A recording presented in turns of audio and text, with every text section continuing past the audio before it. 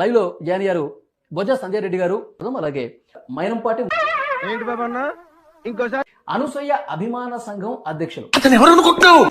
అనసూయ అభిమాన సంఘం అధ్యక్షులు కౌంటర్ సార్ ఇది ఇచ్చారండి. అది ఎవరు ఇవ్వలేదు, నేనే పెట్టుకున్నా స్క్రీన్ నేమ్.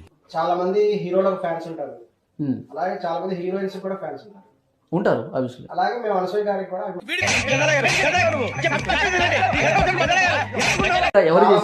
చాలా మంది ఉన్నారు. ఇదేంటో అయితే అరే నీ అబ్బా.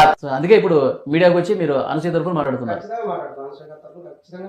అనసూయ గారు మీతో ఏమైనా మాట్లాడారా? అసలు ఆమె ఎప్పుడైనా చూసాడా? అసలు ఆమె ఎప్పుడైనా ఎదవలా కనపడుతున్నానా?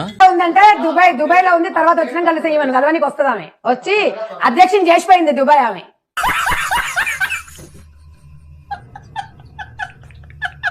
సంజయ్ రెడ్డి గారు చెప్తా ఉన్నారు, భారత సంస్కృతి సంప్రదాయాన్ని పూర్తిగా నాశనం పట్టించే విధంగా అనసూయ తయారైందని చెప్పేసి మేడం అంటున్నారు. భారత స్త్రీ చీర సాంప్రదాయం అమెరికాలో ప్రాచీన దేశాల్లో మన సంస్కృతి సాంప్రదాయాలను ఎంత గౌరవిస్తారో మంటలు కలుపుతారా మీరు?